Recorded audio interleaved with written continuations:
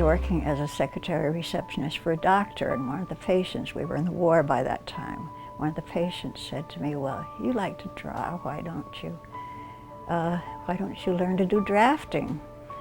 And of course I didn't even know what drafting was then.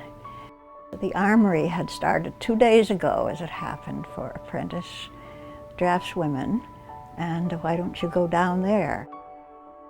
But I happened to go to this woman's house that I was going to clean. She says, Edith, you could do better. She said, well, they're hiring at the Armory. And she says, I want you to go and sign up for the Armory. And I says, well, I don't know. Okay. So I went, and the Armory hired me. Women, again, all of us that went there, it was like being in the military, more or less. You went wherever they could really use you and needed you. It may not have been just what you wanted. I ended up in transportation. My supervisor would assign me to drive, as we always called him, the old man. Even if he was 42 years old, they used the expression, the old man. Got to drive the old man tomorrow. Sergeant Dunbar. Okay, that's fine. The job that I had was, the little knob. What is it, for sight? I think that's what they called it. It was something to do with the sight on the gun. And I had to tell the operator whether it was okay or whether to make it lighter or heavier. And it was quite a thing. I was on an assembly line, and it was mostly men. I had a bench, and we did the barrels. It was a metal thing. And I was a filer. That came up as raw material from the water shop. And what we did was we filed and made them smooth. And then there was a gauge that you had to put in them to make sure the gauge fit right. And then you passed it on to the next person. They did something else.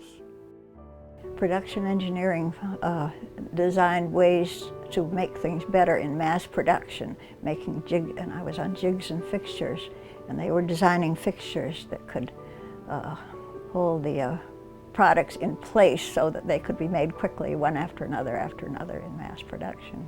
So we were taken to every department of the Armory to see how things were made, because you can't really give drawing instructions on how to make something unless you can do it yourself. And so we saw in the Armory that there were women in practically all the departments doing things you never would have thought women could do.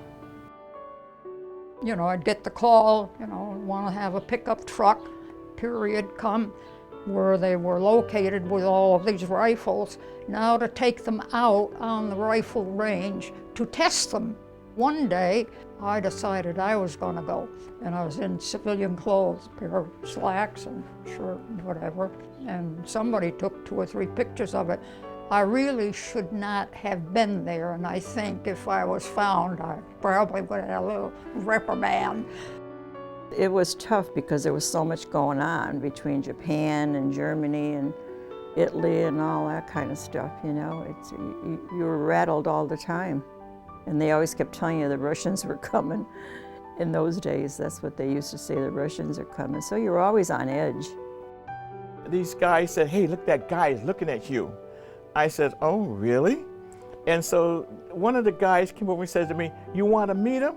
And I said, well, yeah.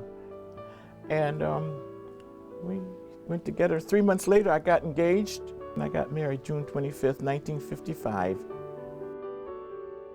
And of course, after the war, the men had the right to their jobs back, so they let the women go. There were several women working in that office, but they were all let go because the men were entitled to their jobs back.